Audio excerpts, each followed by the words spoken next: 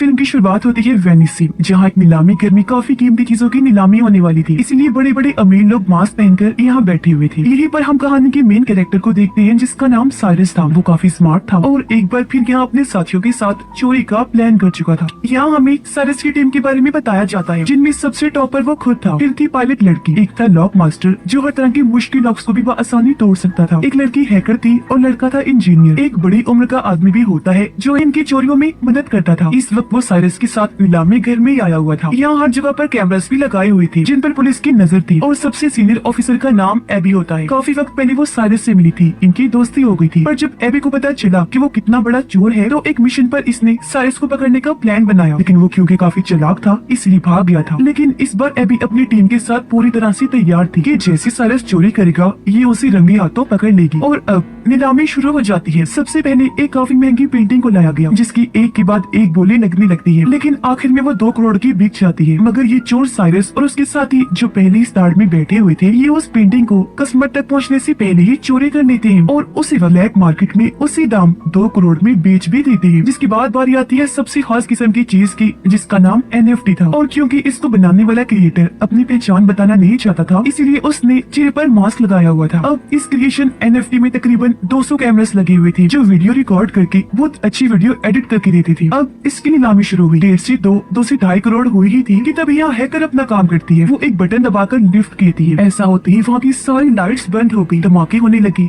तो हर तरफ अफरा तफरी मच जाती है। अब जहाँ अमीर लोग भागने का सोच रही थी, तो यहाँ साइरस अपना काम करता है। जो 2.5 करोड़ की बोली लगी थी, वो खुद साइरस ने लगाई थी। इसलिए वो अब NFT के क्रिएटर के पास आया। कहता है कि आप मेरे ठिकाने पर ही आ जाओ, NFT भी वहीं ले ली जाएगी और पैसे भी हम वहीं दे देंगे। अब ये सारी चीजें ऊपर बैठी एबी देख रही थी। पर साइरस और उसकी टीम जो यहाँ से भाग रही थी, उनके पीछे पीछे एबी और उसकी टीम पड़ जाती है। वो खास किस्म की कश्ती स्पीड बोर्ड में बैठ जाती है और इसको चकमा देकर समंदर के बीच में आ गई। इन्होंने बैरियर्स खड़े कर दिए, जिससे पुलिस पीछे अटक गई और ये लोग यहाँ से आगे निकल जाते हैं। ये लोग अपने ठिकाने और शिप में पहुंचे, जहाँ ये NFT की लेन देन की बाद वो पार्टी करते हैं। एबी जो अभी भी छानबीन कर रही थी, वो नीलामी में आए लोगों की वीडियो बड़े गौर से देख रही थी। उसकी नजर साइरस के साथी हेल्पर पर गई, जो अभी भी वही था। इसलिए ये लोग उस तक पहुंचकर उसे पकड़ लेते हैं। उधर पता चला कि इन चोरों ने जब NFT को चोरी किया, तो ब्लैक मार्केट में उसकी कीमतें बढ़ती गई। 3 से 4, 4 से 5, फिर 8 करोड़ हो गई। और उसे एक्टिवेट चलाने के लिए इन्हें असली मालिक की जरूरत थी, इसलिए ये उस क्रिएटर को भी उठा लाए थे। साइरस उससे बात करता है, कहने लगा कि तुम्हारा NFT मार्केट में जहाँ 2.5-3 करोड़ का बिकना था, वो अब चोरी होने की वजह से ब्लैक मार्केट में 8 करोड़ का बिकेगा। तुम्हें लगता है हमने तुम्हें ऐसे अगवा किया? नहीं, बल्कि ब्लैक मार्केट में बेचकर आधा मुनाफा तुम्हें भी देंगे। इससे तुम्हारा हमारा दोनों का फायदा होगा। तो टेंशन ना लो, जम की पार्टी करो। साइरस की टीम का हेल्पर एबी के सामने बैठा हुआ था और सभी सवालों के उल्टे सीधे जवाब दे रहा था। एबी कहती है कि मैं तुम्हें जेल में डाल दूंगी और सबके सामने तुम्हारी सच्चाई ले आऊंगी। बेहतर होगा कि तुम अपनी टीम के बारे में हमें सब कुछ बता दो। तब हेल्पर कहता है कि मेरी टीम इस वक्त लंदन में है, अगर उन्हें पकड़ना है तो मेरे साथ वहाँ जाना होगा। इसलिए अब एबी अपने साथियों के साथ लंदन की पुलिस डिपार्टमेंट में जाती है। यहाँ उसकी मुलाकात एक और ऑफिसर से हुई, जो उसे बताता है कि मुझे खुफिया तरीके से पता चला है कि सबसे बड़ा माफिया, जिसका नाम लार्स है, उसने हाल ही में मार्केट के शेयर्स के साथ हेरा फेरी की है, जिससे कीमतें ऊपर नीचे होने की वजह से उसे बहुत मुनाफा हुआ है। मगर इस मुनाफे की वजह मार्केट की चीजों की कीमतों की उलट पुलट नहीं, बल्कि डैम का पानी पूरे शहर में फैला दिया, जिससे वहाँ बाढ़ आ गई, घर डूब गई, लोगों की जानें चली गई। तो इस वजह से मार्केट के साथ ये सब हो पाया। और अब लार्स बिल्कुल ऐसा ही एक दूसरे शहर के साथ भी करने वाला है, जिसमें लार्स के साथ साथ एक और काफी बड़ी माफिया भी शामिल है। और ये काम वो दोनों अगले 2 महीने में अंजाम दे देंगे। लार्स उस माफिया को पहले पेमेंट करेगा। वो पैसे नहीं, सोना होगा, वो भी 1-2 किलो नहीं, बल्कि पूरे 10 टन। और अब उनकी इस डील को तोड़ने और पेमेंट रुकवाने के लिए मुझे तुम्हारी जरूरत है। वो ऑफिसर बताता है कि हमें एक ऐसे बंदे की तलाश है जो चोरों की तरह ही सोचकर चोरों को पकड़ सके। जाहिर है इस काम के लिए हमें किसी मास्टरमाइंड चोर की जरूरत है। और वो कौन है तुम अच्छे से जानती हो, साइरस। जिस पर एबी फौरन बोली,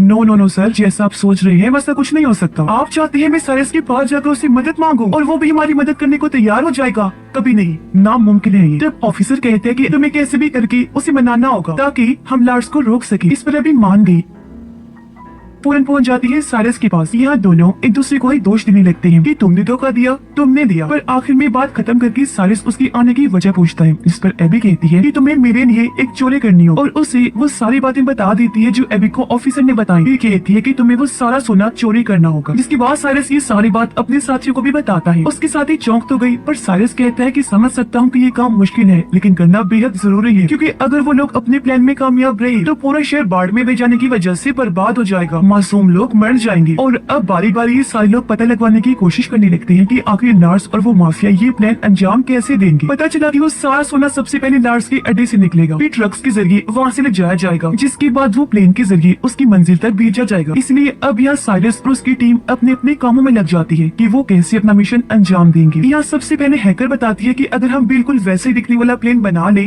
तो चोरी करना आसान हो जाएगा। पर सवाल ये था कि वैसा प्लेन आएगा कहाँ से। इस पर साइरस कहता है कि मैं नीलामी घर में एक अमीर लड़के से मिला था जो प्लेन के लेन देन का काम करता है। उसके पास एक ऐसा प्लेन है जो थोड़ा बहुत उससे मिलता जुलता है, जिसे हम खुद तब्दील करके वैसा बना सकते हैं। तो हो सकता है वो ही हमें उस प्लेन को दे दे। इसलिए अब ये सारे लोग उस प्लेन डीलर के पास पहुँच जाते जो इन्हें वही आलीशान प्लेन दिखाता है। ये काफी खूबसूरत भी था, लेकिन इसे उड़ाना मना था क्योंकि इसमें कई सारे एलईडी ग्लास लगे हुए थे, साथ ही बहुत ज्यादा शोर भी था। इसलिए डीलर अपना प्लेन देने से मना कर देता है। लेकिन एबी उसे ये बता देती है कि मैं पुलिस वाली हूँ, इस तरह के प्लेन्स रखना वैसे भी गैर कानूनी है और अगर तुमने ये हमें ना दिया तो जेल की हवा खाओगे। जिस पर आखिर वो मान ही जाता है। अब प्लेन तो मिल गया था, तो अगला सबसे बड़ा मसला ये था कि रडार पर हेरा फेरी कैसे की जाए, जिसके लिए इन्हें बनाना होगा PSI जो इस तरह के सिग्नल्स बनाएगा जिससे हालांकि हवा में दो ही प्लेन्स उड़ रहे होंगे मगर वो सिग्नल सिर्फ एक ही प्लेन दिखाएगा। लेकिन यहाँ एक छोटा सा मसला था, मतलब जब इन दोनों प्लेन्स को एक दूसरे के ऊपर नीचे करेंगे तो कुछ वक्त के लिए रडार पर ही दोनों ही प्लेन्स नजर आएंगे जो हेडक्वार्टर में बैठे हुए लोग देख लेंगे। इसलिए इन्हें वहाँ अपने किसी खास आदमी को बिठाना था। जिस पर एबी कहती है कि एयरपोर्ट पर मैं एक ऑफिसर को जानती हूँ जो मेरा दोस्त है, वो हेडक्वार्टर में ही बैठा होता है तो हमारा काम वो कर देगा। इसलिए ये अब उस ऑफिसर से जा मिले जो व्हील चेयर पर था। इन्होंने अपनी बात रखी जिसके लिए वो साफ साफ मना कर देता है कि सॉरी मैं ये काम नहीं करूंगा क्योंकि इसमें चोरी शामिल है। नहीं बिल्कुल नहीं। पर तभी साइरस कहता है कि मैं इस काम के बदले तुम्हें 10 लाख दूंगा, जिसके लिए वो ऑफिसर मान गया। तो ये सारी टीम अपने अपने काम पर लग जाती है और इस प्लेन को ये लोग बदलने में लग जाते हैं, मतलब कि रंग वगैरह करते हैं ताकि ये दूसरे प्लेन की तरह लगने लगे। जिसके बाद PSI की मशीन बनाई जाती है जो सिग्नल्स में हेरा फेरी करेगी। पर उसका साइज बड़ा लग रहा था और वो किसी बॉम्ब से कम नहीं लग रही थी। इसलिए एबी हैकर को कहती है कि ऐसा करो, इस PSI मशीन के छोटे छोटे कई सारे हिस्से बना दो जो हर एक मेंबर को दे दिया जाएगा। इस तरह काम आसान हो जाएगा। इसके लिए हैकर मान गई और काफी मेहनत करने के बाद वो PSI मशीन के अलग अलग हिस्से बना देती है। जिसके बाद आखिरकार इनका फाइनल दिन आ जाता है जहाँ सब लोग अपने अपने हिसाब से तैयार हो जाते हैं। इन्होंने आधे टिकट बिजनेस क्लास के लिए थी तो आधे इकोनॉमी की, ताकि ये पूरे प्लेन में फैल जाए। पता चला कि लार्स के 2 गुंडे बिजनेस में तो 3 इकोनॉमी क्लास में हैं, जबकि सबसे नीचे था 10 टन सोना। जिसके बाद ये पूरी टीम अपनी चोरी को अंजाम देने के लिए पूरी तरह से तैयार हो जाती है। हैकर ने सभी कैमरास को हैक कर लिया था ताकि हर एक चीज पर नजर रखी जा सके, जबकि लॉक मास्टर ने अपने हिस्से की PSI मशीन बाथरूम में जाकर लगा भी दी। इनका एक साथी डर गया था इसलिए वो साथ नहीं आया था। तब उसके हिस्से का काम एबी करने का सोचती है। वो अपने बिजनेस क्लास के बाथरूम में जाकर तो PSI मशीन को वहाँ लगाने लगती है, पर तभी एक झटका लगने की वजह से वो मशीन छूटकर नीचे गिर गई, टूट जाती है। उसके कई सारे टुकड़े हो गए जिससे एबी काफी परेशान हो गई क्योंकि कैसे भी करके दोबारा जोड़कर ये मशीन यहाँ लगानी ही थी। मगर अब गुंडे भी वॉशरूम में आना चाहती थी और अगर उन्होंने ये देख लिया तो इनका प्लान चौपट हो जाएगा। लेकिन यहाँ ठीक वक्त पर साइरस आ गया और अब ये दोनों मिलकर मशीन को जोड़कर वहाँ लगा ही देते हैं, जबकि पायलट अपनी जहानत से अपने वाले प्लेन को उड़ाकर उस बड़े वाले प्लेन के नीचे ले आती है। साथ ही PSI के एक्टिवेट होने का इंतजार करने लगती है ताकि दोनों प्लेन्स की रडार का एक ही सिग्नल जाए। इसलिए अभी हेडक्वार्टर की रडार में 2 ही प्लेन्स की सिग्नल्स आ रही थी, जो देखकर एयरपोर्ट ऑफिसर की साथी कहती है कि हमें इस बारे में ऊपर खबर कर देनी चाहिए। जिस पर वो ऑफिसर इन्हीं एबी का साथी जवाब देता है कि ये मामूली सी खराबी होगी, 2-3 मिनट में ठीक हो जाएगी। वो उसे अपनी बातों में उलझाने लगा। जिस बीच PSI की एक्टिवेट होते ही पायलट अपने वाले प्लेन को दूसरे प्लेन से कनेक्ट कर लेती है। ऐसा होते ही सिग्नल मिलने लगे जिससे अब रडार पर बस एक ही प्लेन नजर आने लगता है। तब ऑफिसर अपने साथी को कहता है, देखो मैंने कहा था ना ये खराबी है, लोग ठीक भी हो गई।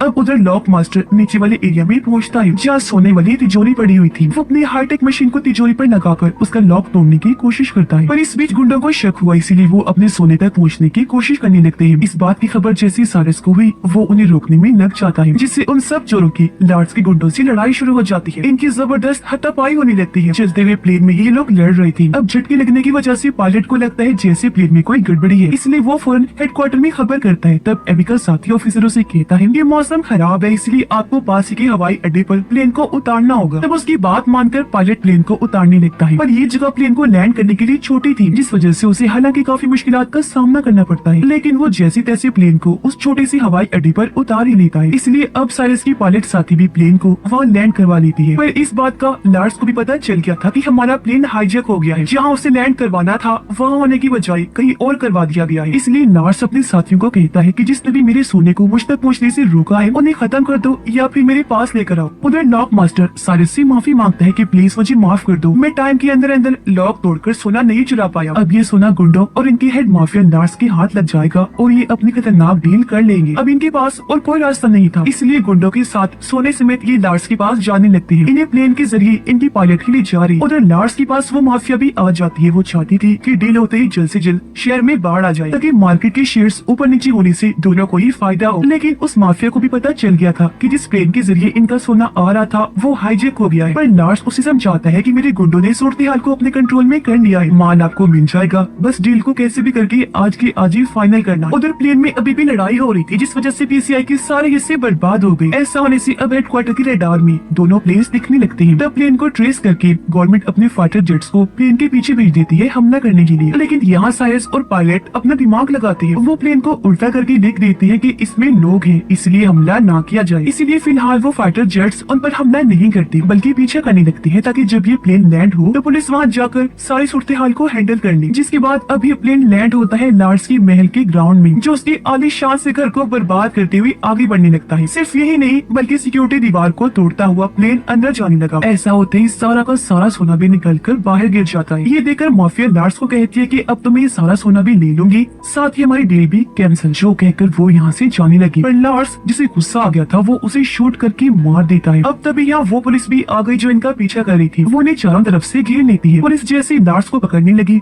वो कहता है कि ये मेरा अपना घर है और ये चोर यहाँ आए थे उस माफिया औरत के साथ डील करने के लिए। असली गुनाहगार माफिया ये है, इन्होंने ही उस माफिया औरत को मारा है तो आप इन्हें पकड़ कर ले जाए। पर यहाँ साइरस अपना दिमाग लगाता है। वो प्लेन की एलईडी ग्लास और एनएफटी क्रिएशन की रिकॉर्डिंग से पुलिस को ये दिखा देता है कि असली गुनाहगार लार्स माफिया ही है। इसने ही औरत माफिया से सोने की डील की थी, पूरे शहर को बर्बाद करने की प्लानिंग थी, इसलिए लार्स को पुलिस गिरफ्तार कर लेती है। इस मिशन में एबी और लंदन का ऑफिसर भी शामिल था जिनका मकसद ही इस डील को रोकना था। तो इसमें कामयाब होने की वजह से वो सारा सोना पुलिस अपने साथ ले जाती है। एबी साइरस की टीम का हिस्सा बन जाती है। यहाँ पता चला कि एबी जब बच्ची थी तो उसे एक पेंटिंग काफी पसंद आ गई थी जो अब साइरस उसे गिफ्ट करने का सोचता है ताकि एबी उससे मुतासिर हो जाए और ये लोग फिर से एक हो जाएं। जिसके बाद यहाँ सबसे बड़ी बात सामने आती है। असल में लॉक मास्टर ने सारा सोना वहाँ से निकाल लिया था, वहाँ असली सोने की बजाय नकली सोना रख दिया था और इस तरह करके दिखाया जिससे वो तिजोरी तोड़ने में कामयाब नहीं हुई। यानी कि जो सोना पुलिस के हाथ लगा था वो सिर्फ सोने जैसे दिखने वाली लोहे की ईंटें थी, जबकि असली सोना तो उसी वक्त आसमान से गायब कर दिया गया था और ये लोग उसे अपने ठिकाने पर भिजवा चुके थे। यानी ये चोर एक बार फिर अपने मास्टरमाइंड की वजह से इतनी बड़ी चोरी अंजाम देने में कामयाब रहे थे। ये लोग फिर अपना सोना लेने के लिए जाते हैं।